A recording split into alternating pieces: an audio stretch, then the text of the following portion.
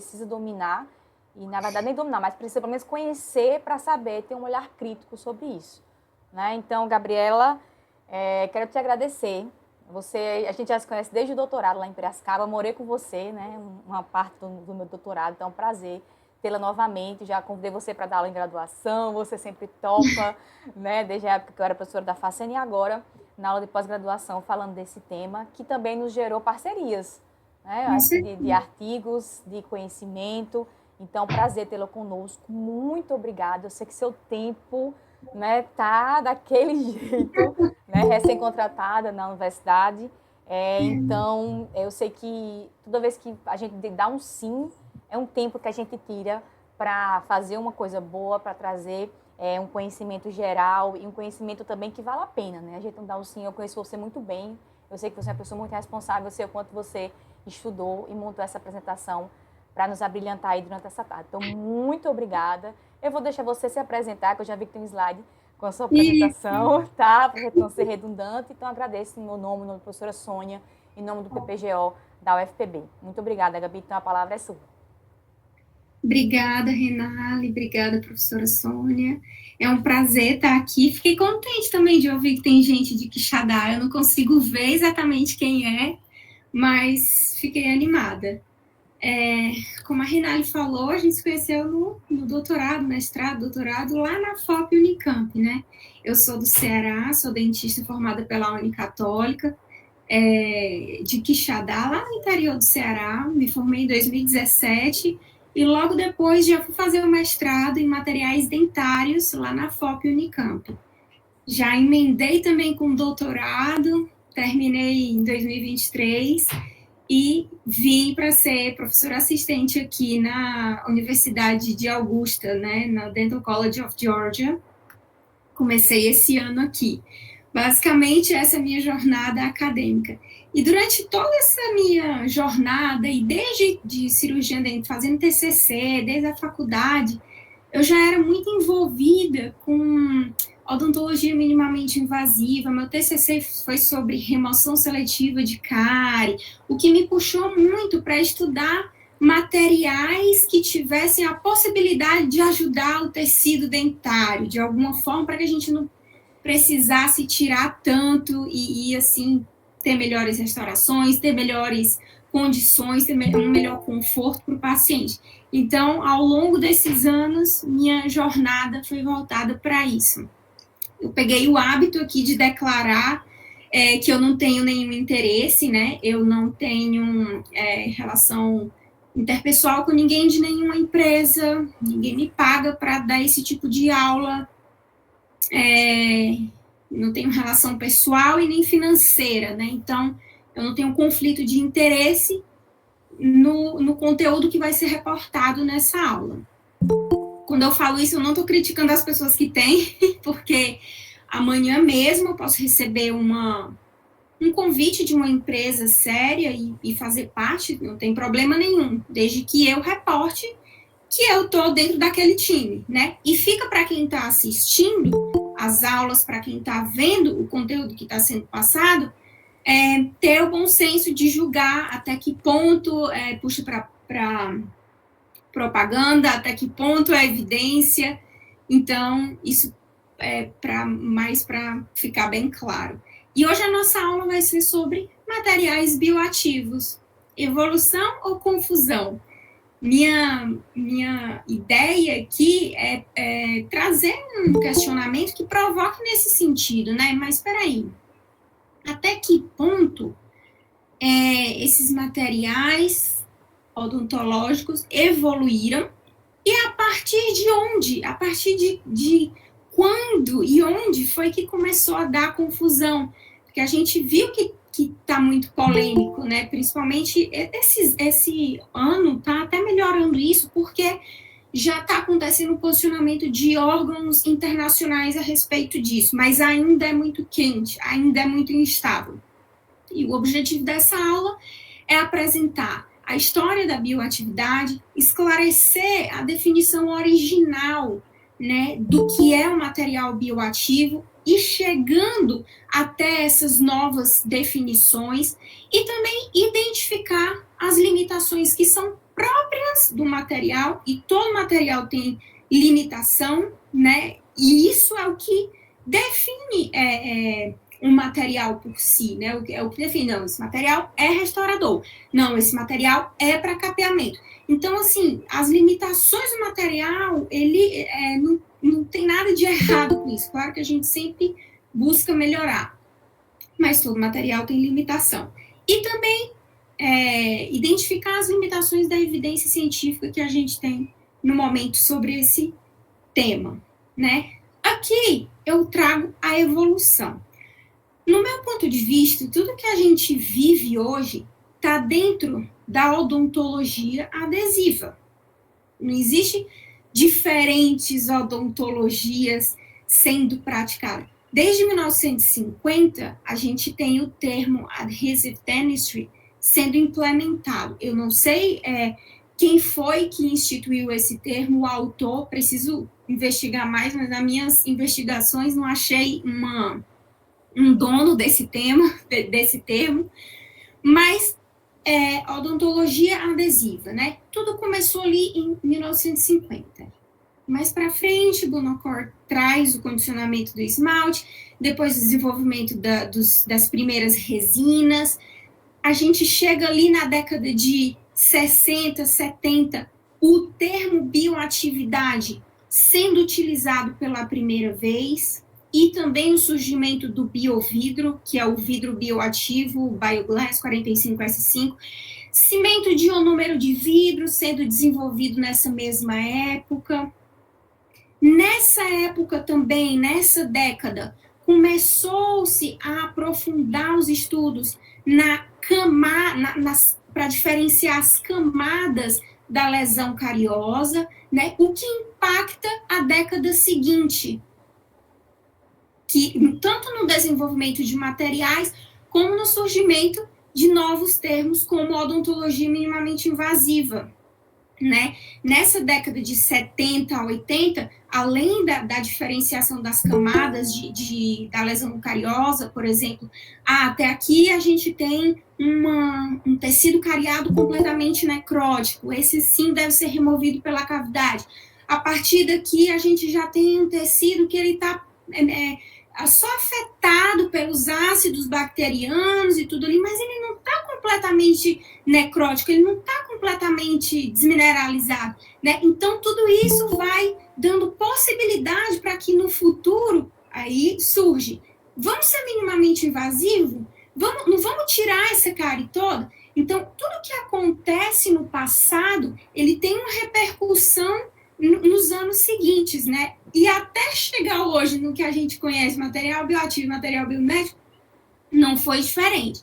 Mais para frente a gente tem aqui, em 1980, primeiro adesivo com 10 MDP, ou seja, começando a pensar não só mais numa adesão que fosse puramente mecânica, mas uma adesão química e também mecânica. Mais para frente, adesivo autocondicionante, nessa década de 90 até os anos 2000, muita tecnologia se desenvolveu, radiografia digital, ou seja, mais possibilidades. Não, agora o que a gente precisa é imitar a estrutura dentária. E aí Pascal Manier vem e introduz Biomimetic Dentistry, né, que é a odontologia biomimética. E assim vai. E aí, 2010, resinas compostas autoadesivas, algumas completamente fracasso, mas aí continua, vamos progredir nesse negócio, odontologia minimamente invasiva. Agora, material bioativo, boom, 2016, 2017, o boom de publicações, né? E aí, pandemia. Quando a pandemia veio, houve ainda mais a necessidade de procurar por materiais que fossem bioativos. Nessa época, não sei se vocês lembram, né, na época de muita live, eu não quero citar aqui empresas, vou me segurar para não citar, mas tinha muitas empresas falando, e era live todo dia, esse material tem os 3Bs da odontologia, é bioativo, é biomimético, é biocompatível. Nossa, então, assim, isso, né, inegavelmente mudou a forma, não só como o dentista se comunica, mas também como os profissionais da odontologia e os cientistas se comunicam também na odontologia. E chama muita atenção esse termo, né, odontologia minimamente invasiva, material bioativo, chama atenção tanto nas publicações quanto nas propagandas, e é isso que a gente vê. Mas isso se tornou um problema, porque não tinha regulamentação para esses materiais. Que teste que era feito para provar que esse material era bioativo? Que teste era feito para provar que era biomimético? Como assim? Que mecanismo de ação? Então, assim, de 2017, 2018 até 2022 foi um período, aliás, eu não vou dizer que foi, porque as propagandas ainda são muito fortes nesse sentido, mas o que eu digo é que foi um período sem um posicionamento nenhum de órgãos internacionais, órgãos e instituições importantes e influentes na odontologia com respeito a essa confusão que estava tendo, né? Então, a partir daí é que a coisa começou a ser confundida. Quando a gente tem biomateriais, materiais biocompatíveis, sendo chamados de materiais bioativos, simplesmente porque são biocompatíveis. Mas peraí, o biocompatível não é só que é bem tolerado, que não causa reação de corpo estranho, mas por que ele também é bioativo? Então não tinha muito essa definição, né? Muitas vezes passava despercebido, e bioativo é sempre assim, sinônimo de uma coisa muito boa para ser incorporada no material. E assim, confundindo também material que era antimicrobiano. Não, ele é bioativo, porque ele mata o Streptococcus mutans, ele previne cárie, ou então material que só tem a função de remineralizar. Estava sendo chamado de dentifrício bioativo, pasta de dente bioativa, material bioativo, e assim vai. Então, assim, essa falta de regulamentação desses últimos anos causou isso, causou uma ação massiva assim, no mercado odontológico, de marketing pesado sobre esses produtos, e que muitas vezes o dentista, por não ter esse conhecimento, vai só aceitar e vai acreditar que está passando alguma coisa boa, que está fazendo alguma coisa boa, quando na verdade está fazendo o que ele já fazia antes, mas acreditando no termo, acreditando naquele termo que vem e que parece uma coisa boa. Então, acho importante, já no começo, a gente ter essa visão do que é cada coisa, né? O que é um biomaterial? Um biomaterial são materiais que podem ser naturais ou sintéticos, que são utilizados em contato com sistemas biológicos. E a finalidade é reparar ou substituir tecidos, órgãos ou funções do organismo com o objetivo de manter ou melhorar a qualidade de vida do paciente. É um material que foi desenhado para estar em contato com o corpo humano. Isso é um biomaterial. Se a gente bem pensar na odontologia, praticamente todos eles são biomateriais. Biocompatível é um material que exerce a sua função sem causar reação biológica significativa aos tecidos vivos. Por que significativa está em negrito, está destacado aqui? Porque nós podemos ter até alguma reação. Os macrófagos vão lá, reconhecem aquilo como um corpo estranho, mas não rejeitam. Eles encapsulam, eles resolvem aquela reação local dentro de poucos dias, dentro de poucas horas, e isso é bem tolerado pelo corpo humano. Isso é um material biocompatível. É essa propriedade de biocompatibilidade que define que é um biomaterial. E isso, muitas vezes, é confundido com bioativo. Ele pode até ser também bioativo. Alguns materiais podem acumular propriedades. Eu posso ter no mesmo material, um material que seja biocompatível, mas que ele também seja antimicrobiano, que ele também seja remineralizador. É difícil contemplar todas essas propriedades em um material, principalmente no restaurador? Mas é possível, né? E nós vemos alguns casos. Tem também o material que é bioinerte. O que é o material bioinerte? Como o nome já diz, ele é inerte. Ele não vai causar reação de corpo estranho alguma. Ele foi feito para permanecer estável, haver praticamente nada de troca superficial com o corpo humano, né? Então, existem também esses materiais. E temos também os materiais remineralizadores. Flúor, fosfato de cálcio, né, derivado aqui o CPP-ACP, que é um peptídeo derivado do leite, que também é um material remineralizador.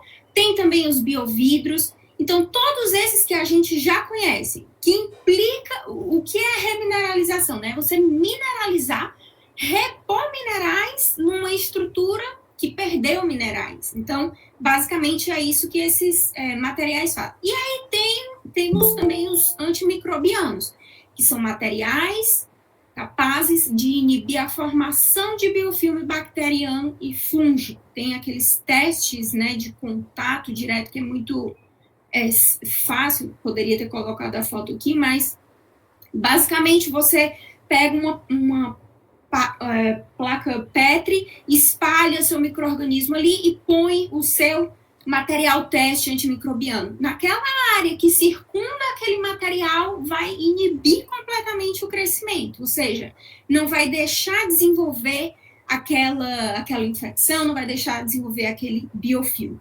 E o bioativo?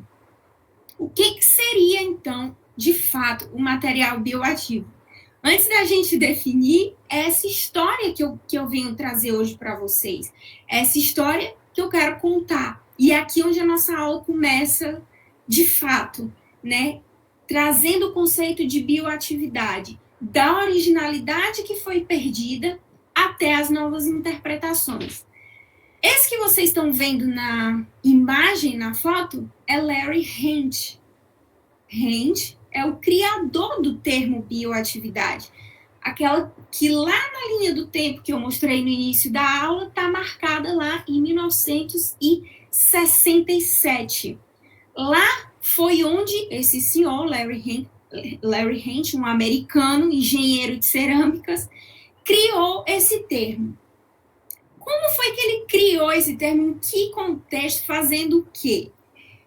Na época, esse pesquisador americano, esse engenheiro de cerâmicas, ele não investigava biovidro, não investigava cerâmicas.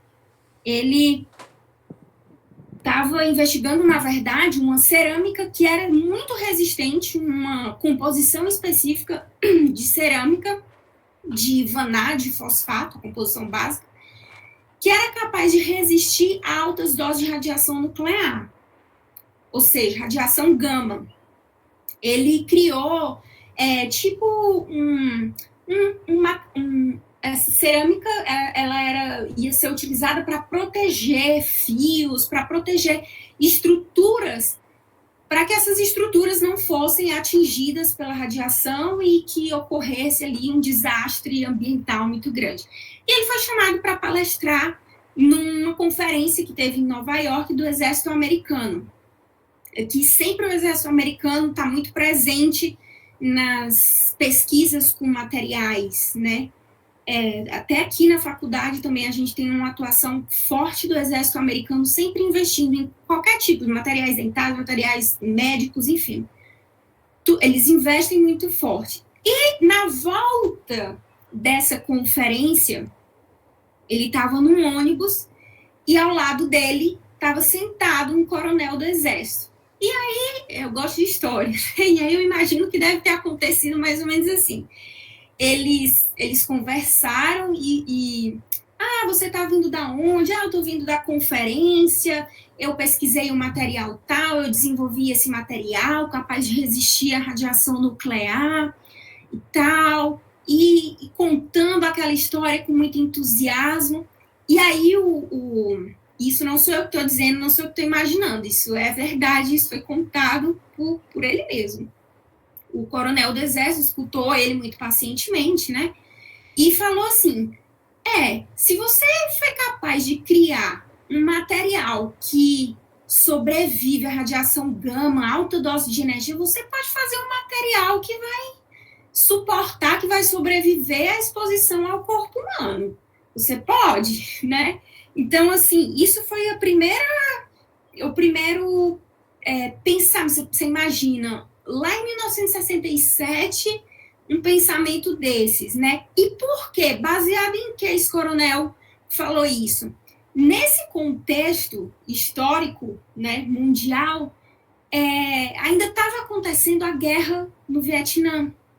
Então, esse coronel falou para o Rand, que tinha presenciado muitos soldados tendo que ter seus membros amputados, porque os materiais que eles tinham na época para fazer uma prótese de perna, uma prótese de braço, sei lá, de qualquer coisa, eles estavam sendo rejeitados pelo corpo e tinha que acabar amputando, né? Então ele falou, como é que pode, né? Graças a Deus que a gente pode salvar vidas, mas a gente não pode salvar um membro que parece ser mais simples, né? Então, Larry Hand falou assim que essa frase dele foi o que promoveu, assim, foi o que causou uma inconformação, né?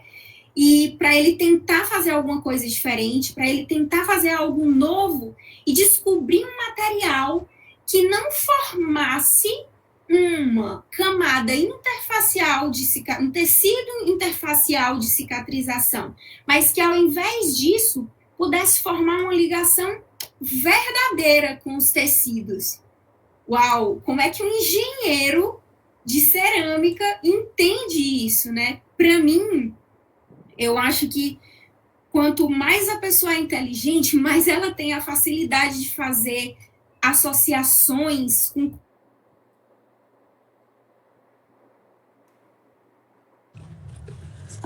cerâmica. Tá tudo bem, gente? Vocês estão me ouvindo? Eu tô só falando aqui. Gabi, deu uma cortada um pouquinho, mas você voltou. Mas foi tipo segundos. Tá. Prometeu a história? Não, acho que você fala, só repete a parte de quando a pessoa é inteligente consegue fazer comparações, aí deu uma cortada. Isso. Quando eu acho que a pessoa é um sinal de inteligência muito grande quando a pessoa consegue fazer associações complexas, daquilo que é complexo, com aquilo que é tão básico para o dia a dia, né? E o que era básico para o dia a dia dele era lidar com cerâmicas. E ele falou, bem, pelo que eu estou vendo, o osso, ele parece uma cerâmica, só que viva, né? Então, ele voltou para a Flórida muito entusiasmado e começou as suas primeiras pesquisas com isso. E a primeira hipótese foi, toda boa pesquisa começa com uma hipótese, né? Então, ele falou, o corpo humano, ele rejeita metal e materiais poliméricos, formando esse tecido de cicatrização. Mas isso acontece porque eles não são compostos, esses metais, esses polímeros, eles não são compostos pela mesma coisa, pelos mesmos componentes que os tecidos vivos são. O osso contém cálcio e fosfato hidratado, contém hidroxiapatita, né? Então, se um material vai formar uma camada de hidroxiapatita em vivo, pode ser que ele não seja rejeitado pelo corpo. E assim foi o que surgiu, foi onde surgiu o biovidro 45S5, o Bioglass, que basicamente ele é um vidro com os 3 principais componentes, cálcio, fósforo e silicato. E foi o primeiro material que mostrou ligação com o osso, né? Sendo ali um ótimo osteocondutor, ótimo osteoindutor. Basicamente é essa a composição do biovidro. A gente tem aqui a maior parte dele aqui, né, 45% formado pelos silicatos, uma boa porção de cálcio, sódio também, tem tóxido de oxigênio, enfim. E aí, no decorrer dos anos, foram feitos aí os experimentos, né? Como é que ele vai fazer? Ele, na época, tinha uma parceria muito grande na Universidade da Flórida com os hospitais, né? Também por conta do exército. E ele fez essas cerâmicas, fez o biosilicato, esse biovidro, em forma de implante para colocar em fêmur de rato. E ele mandou para o hospital, para esse Dr. Greenlee, testar os materiais. E ao final de 6 semanas, o que ele percebeu foi: olha, esses implantes cerâmicos, eles não estão saindo do osso mais. Eles estão colados no lugar. Eu posso empurrar, posso puxar, posso esmagar, fazer um monte de coisa, mas ele nem se mexe. Enquanto o controle facilmente desliza. Opa! Então, temos aí a primeira, né, grande definição de bioativo para aquela época. Originalmente, bioatividade era isso, foi usada para descrever isso que eu acabei de falar para vocês. E como era que acontecia, né? Isso eles não descobriram nesse mesmo tempo. Isso aqui eu já estou correndo em décadas de estudo. O que eles descobriram? Eles descobriram que essa composição específica desse vidro era bem reativa, era muito reativa.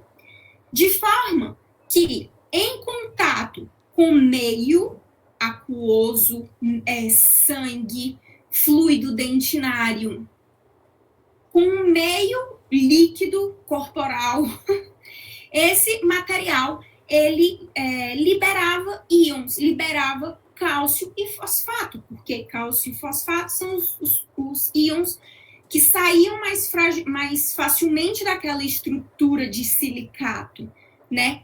Com isso, com essa liberação desses íons, havia ali um aumento do pH naquela região, saindo de aproximadamente um pH fisiológico para um pH mais alcalino, e isso também, essa mudança de pH, acarretou numa outra propriedade do biovidro, que é a antimicrobiana, porque nessa alteração de pH aqui, muitas bactérias não sobrevivem. E, além disso, nessa liberação, havia ali a reação de grupos silanóis, né, formando uma camada de sílica gel em torno dessa partícula.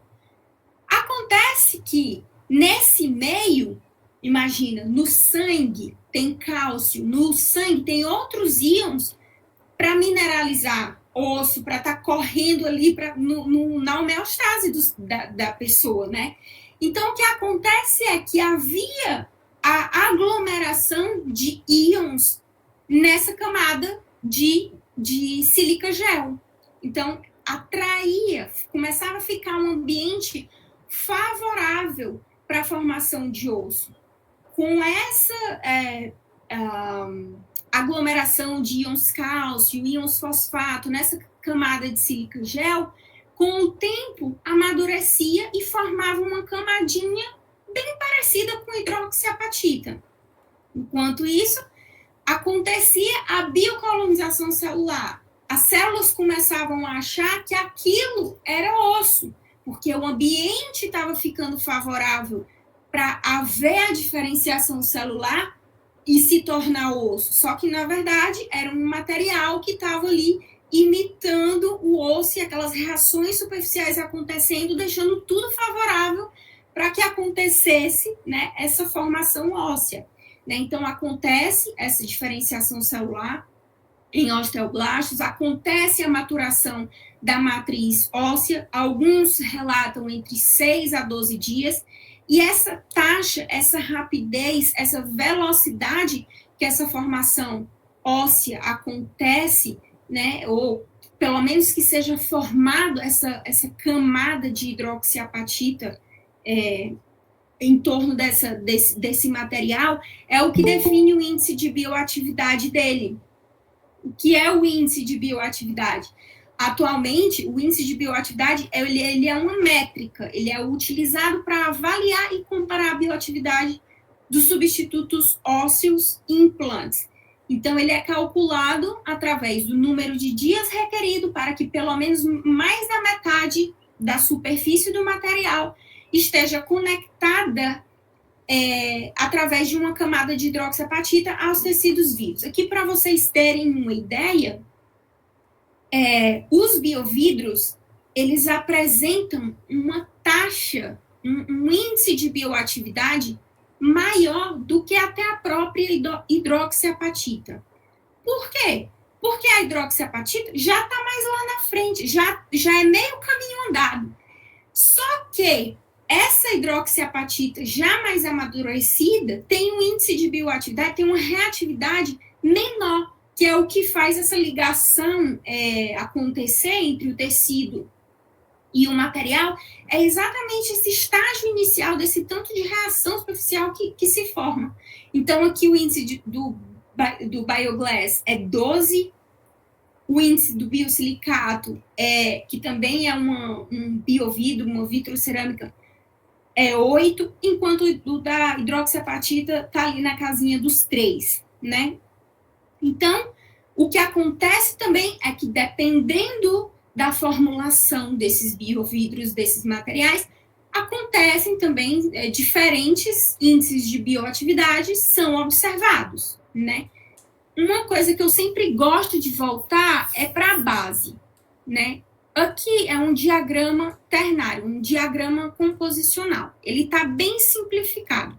Isso representa os 3 principais componentes de um vidro. E o que quer dizer esse A, esse B, esse C, D, essas letrinhas? Significa mais ou menos a quantidade de cada um desses componentes. Essa composição exata, marcada bem aqui no diagrama A, é uma composição que faz ligação com o tecido ósseo. Já a B tem muito silicato, tem uma quantidade bem alta desse dióxido aqui, e não vai acontecer reação com o tecido, porque tem uma baixa reatividade. Essa composição aqui, essa faixa de composição exata, também não vai acontecer ligação com o tecido, porque já é o contrário, já tem uma exacerbada reatividade. No D, não acontece com tecido, não acontece ligação com tecido vivo e não forma vidro. Aqui a composição do biovidro Bioglass, aqui é exatamente onde ele está situado, meio que bem equilibrado ali no meio, né?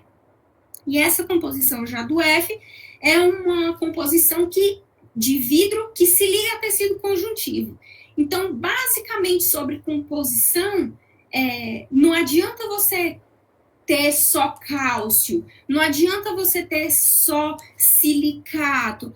Não, tem que ser tudo muito balanceado, porque no que você muda essa proporção, você muda a sua taxa de reatividade e pode comprometer completamente a função do material, né? E atualmente, quais são os materiais odontológicos que agem parecidos, né? Que tem um mecanismo de ação parecido com esse termo bioativo originalmente?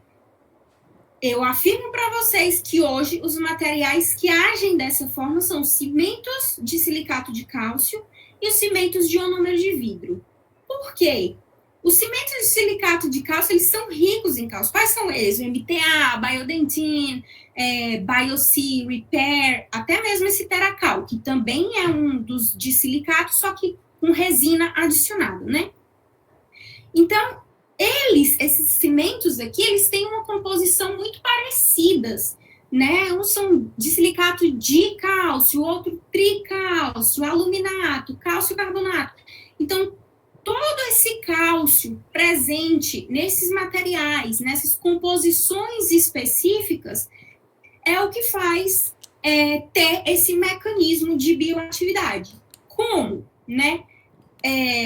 Quando a gente tem ali, vamos imaginar um cenário de exposição pulpar, e é para isso, basicamente, que esses materiais foram desenvolvidos, né? Para ser capeadores diretos, ou para proteger ali o ápice num momento de alguma doença, no ápice, enfim.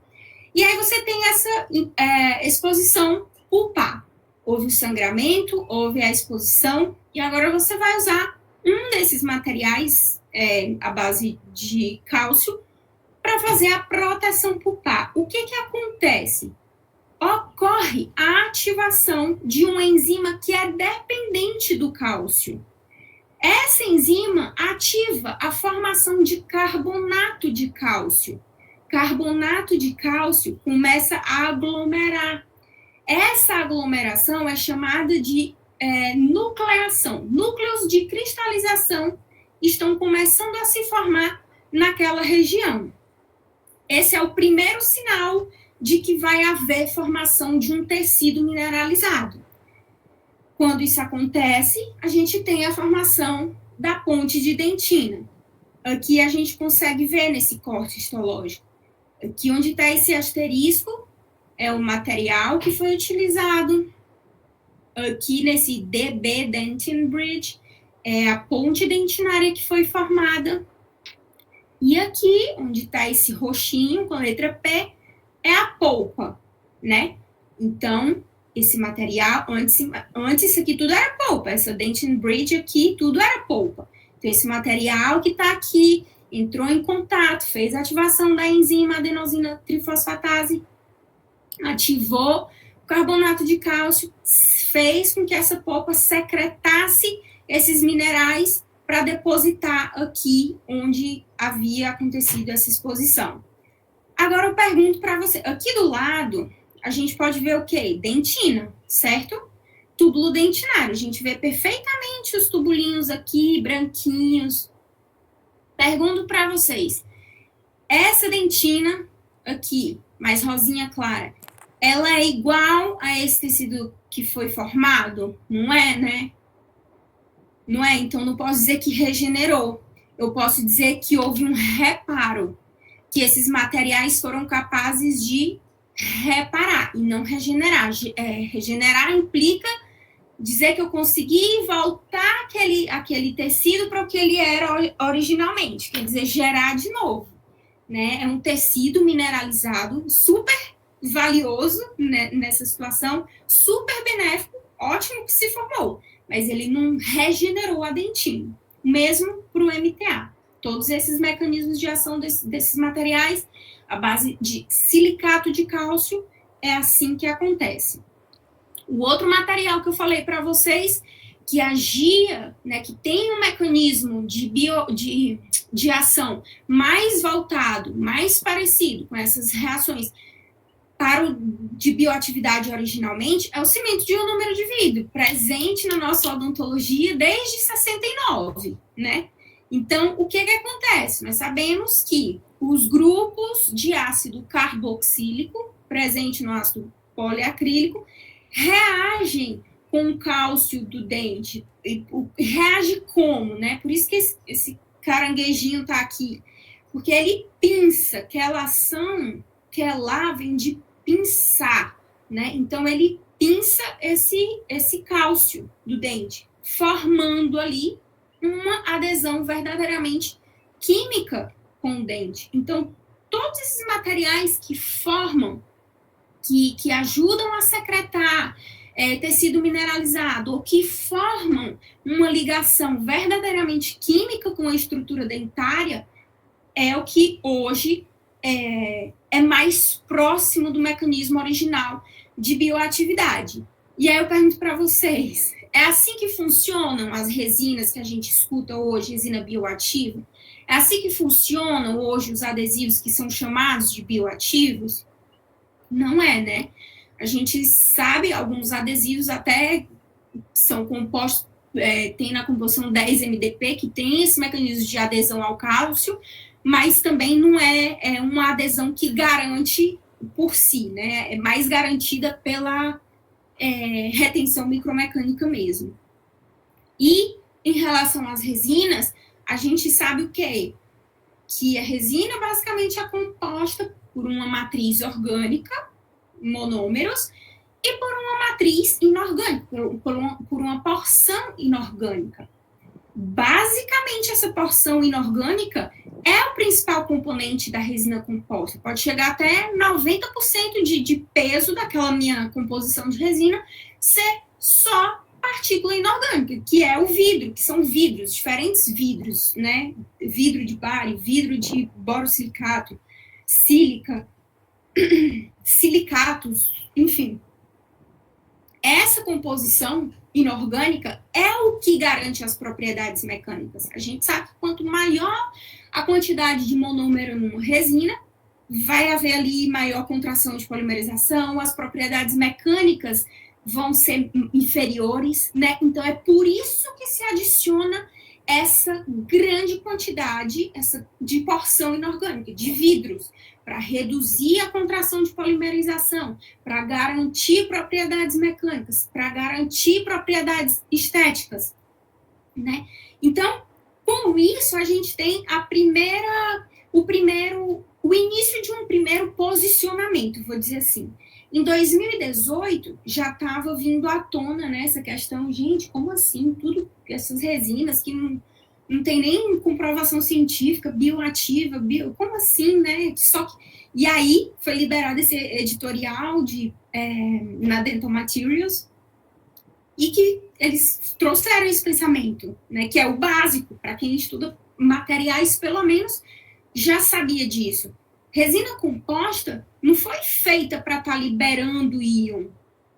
Não foi feita para estar liberando íon. Imagina, você tem partículas saindo daquela resina, sendo que o que você mais quer é que essas partículas estejam presentes, que elas se incorporam. E até por isso a gente silaniza a partícula, para que ela fique mais aderida ainda à matriz, para não sair, para não destacar, para não perder brilho, para não acumular biofilme.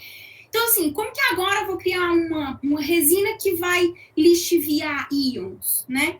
E, além de tudo, e esses íons que estão sendo lixiviados, será que eles são realmente suficientes para que haja a remineralização, para que haja a biomineralização, para que evite formação de cárie secundária ali próximo da restauração, né? Então, eles falaram, não tem justificativa para usar esses termos. Bioativo, que resina tal é biomineralizadora, bioativa, em propagandas comerciais, né? Então, assim, mas surgiu resina tal, com vidro bioativo. E aí? E aí depende. Não é porque você adiciona um material que é um componente bioativo naquela sua formulação que o material vai se tornar um material bioativo. Além do mais, a gente já tem alguns achados, né? Tem essa revisão muito boa na Clinical Oral Investigation, que já identificou isso e que deixou claro, precisa investigar essa questão de estar adicionando vidro bioativo nas composições de resina composta, porque o que a gente tem observado é que afeta a opacidade. Afetando a opacidade, o grau de conversão também vai ser afetado. Afetou o grau de conversão da resina, propriedade mecânica, propriedade estética, também vai ser comprometido. Então, é uma possibilidade adicionar biovidro nas resinas? Sim, mas veremos daqui para frente o quão importante é você perceber os limites do material, porque você, afinal de contas, você ainda quer que essa resina seja um material restaurador, né? É para cumprir a função dela, e não que ela seja tudo e, ao mesmo tempo, deixe de entregar aquilo que a resina já entrega tão bem. Então, aqui, continuando esse pensamento, eles sugeriram utilizar o termo bioativo, biomineralização, para aqueles materiais só para aqueles que tivessem provas científicas, né? E que liberassem, por exemplo, quantidade substancial de íons específicos para biomineralização no ambiente clínico, né? Então, não adianta você me dizer que seu material libera íons e quando chega lá no ensaio clínico, seu paciente não tem nenhum benefício, não mudou nada da resina que ele já usava, entendeu? Então, mesmo depois desse editorial, quem foi que respeitou isso, né, em termos de empresas? Ninguém. A gente ainda continuou ouvindo muito falar sobre isso, sobre resinas bioativas, adesivos, enfim. Mas uma coisa que eu acho sobre isso é que você ter esse tipo de acesso, um editorial desse, é muito limitado, né? Talvez nós, mestres, doutores, é quem quem vai estar mais por dentro disso, né? Então, mais uma coisa para a gente ser responsável, para ter esse tipo de conhecimento e ajudar a propagar a boa informação, a verdade, a ciência, né? E só depois disso, né, 2018 teve esse editorial, 2022, em setembro, houve, então, o primeiro posicionamento internacional, de um órgão internacional, do FDA, né, que é a Federação Dentária Internacional, lá na Suíça. E eles se posicionaram, né? Muitas publicações no PubMed, muitos materiais sendo disponíveis comercialmente. Então, isso se tornou um problema, né? Eles decidiram fazer ali um posicionamento oficial. Falando ali, né? Nós reconhecemos que o termo bioativo se tornou popular e cada vez mais sendo utilizado em propaganda e também em publicações científicas para descrever materiais restauradores, né? Mas tem muitas definições e essas definições são controversas, né? Então é realmente a hora de tentar descrever para prevenir o mau uso desse termo, para clarificar esse propósito, trazer regulação e permitir ali um futuro desenvolvimento desses materiais, né? Então, assim, já é um bom sinal, tá meio atrasado, talvez seja um pouco tarde, mas que bom que houve esse posicionamento, né? E o que eles falaram, né? Eles falaram assim, o escopo dessa declaração, né? O termo bioativo vai ser limitado dentro dessa declaração aos materiais restauradores, incluindo aqueles que são usados para restaurações diretas ou indiretas, não adesivas e adesivas, né? Adesão à estrutura do dente, micromecânica ou química. Então, você já começa a perceber que eles estão tratando esse termo bioativo de uma maneira mais ampla, porque originalmente o que a gente via? Bioatividade refere para mim uma adesão verdadeiramente química, uma bioadesão acontecendo ali. Eu não preciso de um material adesivo entre o meu material restaurador e o meu tecido. O meu material vai fazer isso por si só. Então, aqui eles estão dizendo que não. Aqui o termo bioativo vai ser considerado assim. Ok. E aí eles fizeram algumas definições claras, simples aqui de material. O que é um material restaurador? É um material que foi desenhado para ser usado para reconstruir e corrigir a forma e a função de um dente. Pronto, isso é um material restaurador. Um material para capeamento pulpar indireto. Vai fazer o quê? Vai conservar a vitalidade da polpa, de dentes infectados, por causa de uma remoção completa da polpa. E o indireto, o que acontece? É quando há exposição. Essas definições que não mudaram do que a gente já sabe. E a política em si, a declaração em si, falava o quê? Falava que o termo bioativo, material restaurador bioativo, vai ser limitado, né, a esses 5 critérios. Então, para ser bioativo, para você fazer uma propaganda, para você informar que o seu material é bioativo, de acordo com a FDI, o seu material vai ter que ter um mecanismo definido, um mecanismo de ação claro e definido, e ele pode ser um mecanismo biológico, ele pode ser um mecanismo misto, ele pode ser um mecanismo químico. O seu material também vai precisar ser bem documentado cientificamente, né? E de preferência que essa evidência seja estudos clínicos. Além disso, seu material, se ele for também antimicrobiano, você vai ter que reportar o efeito a duração desse efeito antimicrobiano. Esse material também não pode não pode apresentar efeito adverso, incluindo, não pode aumentar resistência antibacteriana, não pode disseminar resistência antibacteriana.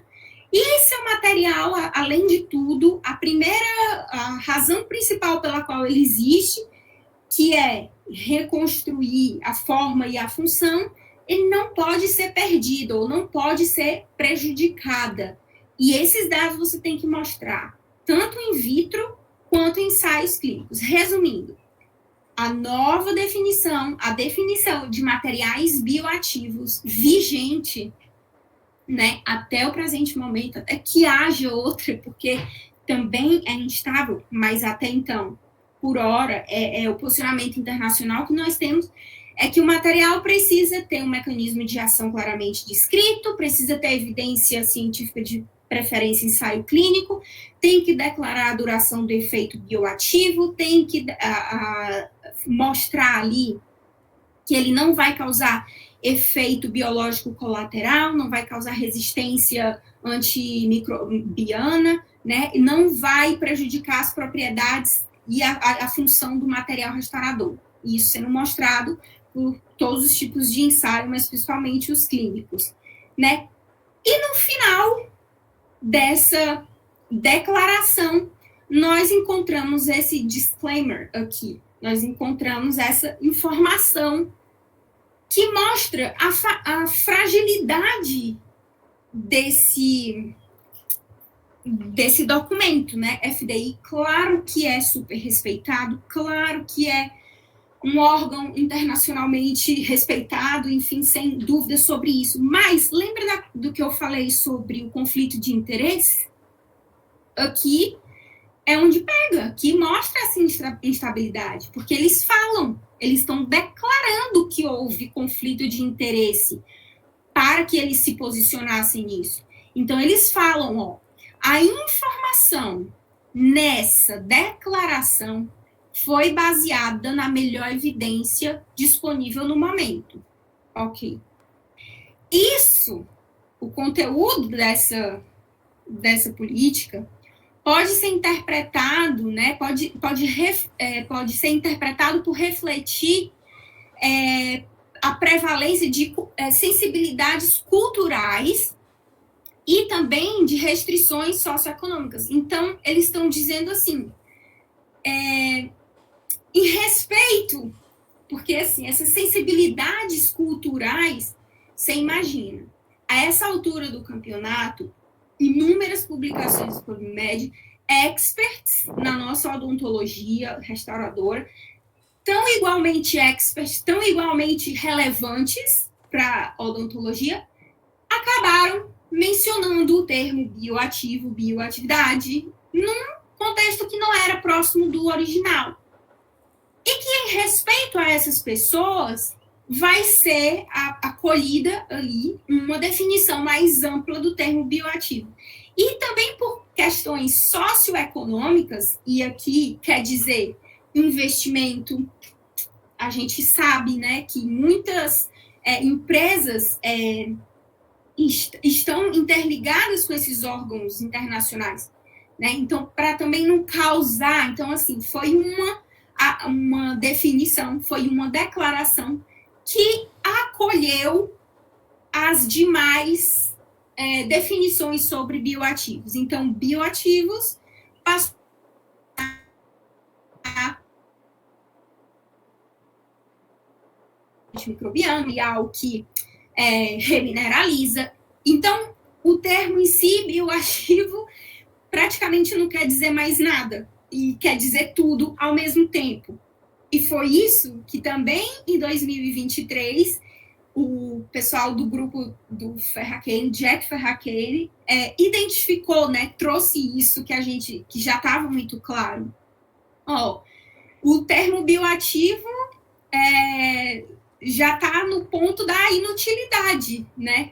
E talvez seja tarde para tentar recuperar esse tema, né? Talvez é muito tarde para recuperar esse termo. E tudo bem. É para aí que nós estamos, né? Então, a partir disso, muitos materiais que a gente vê por aí são bioativos hoje em dia. Cimentos de ionômero de vidro, como a gente já falou, são os mais dignos, cimentos que têm essa adesão, cimentos que são utilizados, os biocerâmicos, que são utilizados muito na endodontia. Enfim, nós temos hoje uma grande gama, uma grande divergência nesse tocante de materiais. O que a gente vê é que quando a gente, a gente tem isso, então vamos botar em prática o que a FDI falou, né? Vamos procurar, então, pelas evidências clínicas, pelas evidências que a gente encontra. O que a gente encontra? Que a evidência ainda é limitada. Porque se eles falam para observar principalmente estudo clínico, hoje, quando a gente procura, a gente encontra 3, focando em material restaurador, com essa... isso é uma revisão que nós estamos em fase de publicação, que nós fizemos, e esses foram os nossos achados ali, que mostraram, bem limitado, né? A gente encontra 3 ensaios clínicos, 2 relatos de casos, 11 revisões e 65 estudos in vitro. E que a gente encontra nesses estudos in vitro que os principais ativos que são incorporados nos materiais restauradores são os biovidros, seguido pela hidroxiapatita e nanohidroxiapatita, outros são cálcio, em suas diferentes de forma, né, silicato de cálcio, tricálcio, enfim. E os materiais que mais recebem essas modificações, que mais estão tentando melhorar, são as resinas compostas e os cimentos, né, que a gente viu que é onde o marketing é mais pesado. E também os materiais de proteção pulpar, e que esse sim, a gente viu que tem um mecanismo de ação mais parecido com o original bioativo, né? Então, sempre pense criticamente, né? Adicionar o componente bioativo no material não vai tornar necessariamente bioativo. E aqui também eu trago para um outro exemplo de limitação. Essa é a partícula do biosilicato. O biosilicato também é um vidro bioativo, que eu usei na minha tese de doutorado para modificar cimento de ionômero de vidro. Vamos melhorar as propriedades antimicrobianas, vamos melhorar a bioatividade. Nesse tempo eu queria ver se esse cimento de ionômero de vidro ia melhorar a adesão, ia formar uma camada de hidroxiapatita na superfície, tudo in vitro, né? Então, bem limitado. E o que foi que a gente viu? Nesse estudo a gente usou 2 cimentos de ionômero de vidro. A gente utilizou o Maxion R brasileiro e a gente utilizou o Fuji 9. No biosilicato, nós vimos que quando incorporado 5% dessa partícula em peso nesse cimento de ionômero de vidro, não mudou as propriedades mecânicas, não alterou o tempo de presa, né? E, além disso, liberou íons que contribuíram para o efeito antimicrobiano. Nós fizemos com o Streptococcus mutans. Mas a adição dessa mesma partícula no Fuji 9 deixou esse material extremamente citotóxico, afetou as propriedades mecânicas, afetou muito o tempo de presa de trabalho. Então, não adianta. Tem materiais que vão tolerar essas modificações. Tem materiais que são bons já como eles são. E cabe a nós reconhecermos, né, essas limitações dos materiais. Sempre pensar, estou diante de um estudo que incorporou partícula tal bioativa na resina, no adesivo, seja lá qual material foi. Pensar, tá liberando íon, mostrou, fez o teste de liberação de íon lá, liberou íons importantes e tal, mas tá liberando quantidades suficientes para remineralizar? Isso, provavelmente, que vai dizer é o estudo clínico.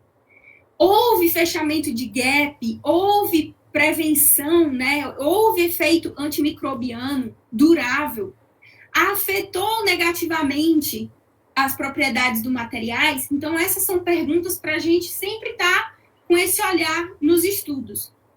As principais limitações que nós encontramos nesses estudos: a ausência de normativa específica. Ora, se até 2022, até agosto de 2022, não tinha posicionamento de órgãos competentes sobre esse tema, vai haver uma normativa específica para me dizer como é que eu tenho que testar o material restaurador, para dizer se ele é bioativo ou não? Não, então foi isso que aconteceu, isso foi a consequência, né, de uma certa negligência, né? A ausência, também encontramos a ausência da padronização do teste de bioatividade. Existe um teste de bioatividade, mas que esse é realizado para material de implante, que é aquele índice de bioatividade.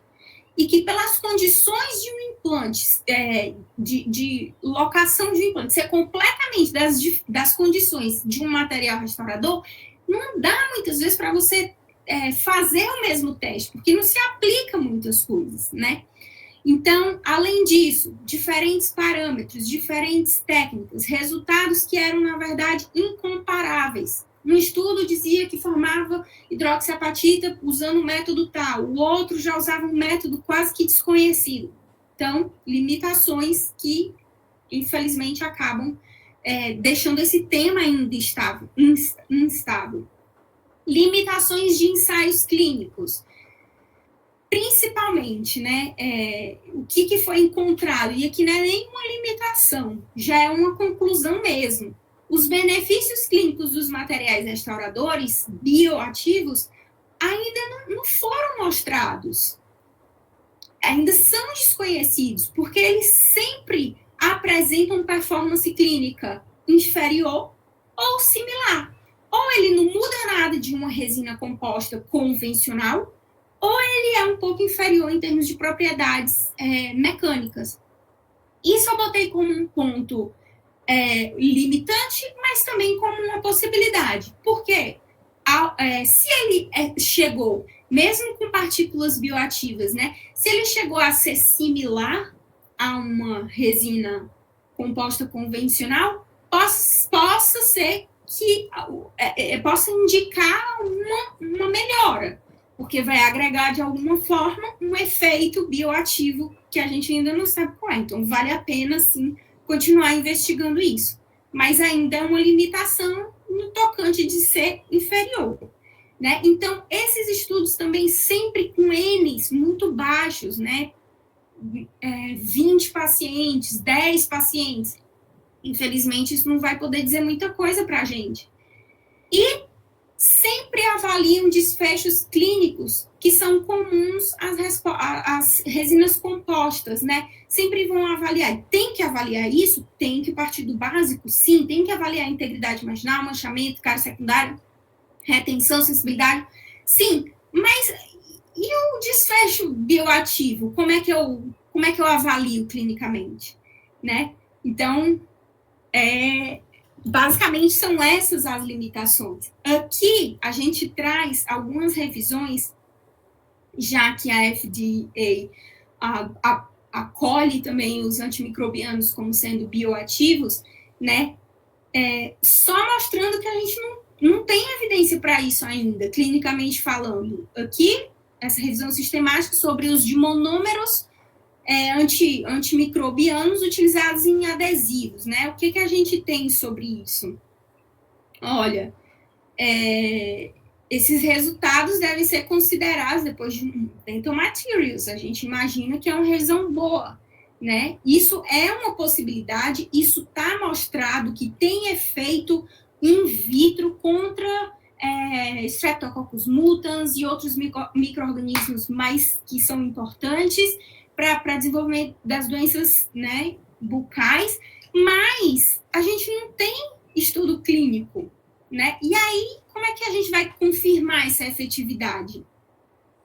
Você, como paciente, como pessoa normal, você quer um efeito antimicrobiano contra o mutans, ou você quer que, na realidade, você apresente ali, você não tenha mais cárie naquele dente que foi feito, porque ele vai estar ali, de alguma forma, evitando isso, né? Então, é essa translação que a gente precisa. E todos eles falam a mesma coisa. Existem, essas últimas revisões sempre falam isso. Limitação, não tem, só tem estudo laboratorial. Como é que a gente vai investigar isso? Ok, in vitro funciona, mas em vivo a gente precisa de mais dados. Como é que a gente vai comprovar que houve isso? Inclusão também de amônio quaternário nas revisões. Já tem alguma resina comercial com amônio quaternário? Né? A gente viu que, na verdade, in vitro até ocorreu foi o aumento da citotoxicidade, assim como o material lá. Aumentou super a citotoxicidade no Fuji. E o Fuji já era bom, já era biocompatível. Mudou, adicionou uma coisinha, os componentes reagem entre si, não é 1 mais 1 igual a 2, né? Nesse meio do caminho existe toda uma química envolvida. Para até chegar num efeito ideal, muito estudo tem que ser feito, né? Então, hoje, a única revisão sistemática que temos na Cochrane é essa daqui, que data de 2015, e que, infelizmente, não tem também evidência, mostra aqui, ó, não tem evidência para suportar o uso desses agentes antimicrobianos em resinas, né? O que acontece? A Cochrane é a livraria, library, né, que você vai encontrar o suprassumo para você tomar decisões clínicas, né? Então, vamos supor, como é que eu vou tomar a decisão clínica baseado nessas novas resinas antibacterianas? Como é que eu vou, se na Cochrane não tem nada disso, né? Então, complica. Hoje em dia, tá cada vez mais difícil isso. A gente encontra estudos com performance clínica, como eu falei, a gente encontrou 3, a essa altura do campeonato já deve ter mais alguns, mas sempre mostrando isso.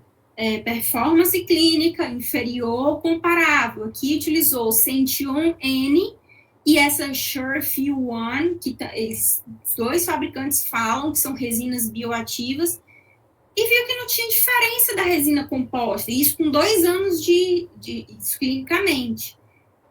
Outra resina trabalha super o marketing, essa Activa, Bioactive Base and Liner, o material utilizado para liner, também não teve diferença da Filtech. Então, assim, clinicamente, a gente precisa estar atento a isso, desenvolver esse pensamento crítico, aprofundar o conhecimento em metodologia científica. Não tem como quem tem mestrado, quem tem doutorado, não aprofundar o conhecimento em metodologia, porque senão vai ser só mais um que está sendo enganado, né? E quando a gente está diante disso, até como um pensamento assim para encerrar essa nossa conversa, que tipo de evidência que a gente encontra, né? E que caminho a gente pode percorrer? Existe um caminho desse pensamento crítico. Esse esquema que eu fiz aqui, ele foi adaptado de um artigo que fala mitos e verdades de adesão, da Alessandra Reis e da equipe dela, que eu encorajo muito a vocês lerem, e eu adaptei aqui para o nosso contexto, né? Qual é o tipo de evidência que eu tenho disponível? Se eu não tiver nenhuma, se eu só tiver experiência clínica, uma certa plausibilidade biológica, ou se for só por ação de marketing, permaneça com a hipótese nula, permaneça acreditando que aquele material ele não vai ser diferente até que ele prove o contrário. Escolha acreditar que ele é igual ao convencional. Que se ele não for, ele vai provar que não é, né? De acordo com o estudo certo e tudo mais. Se só tem estudo in vitro, também permaneça. Não vai ser útil para a decisão clínica.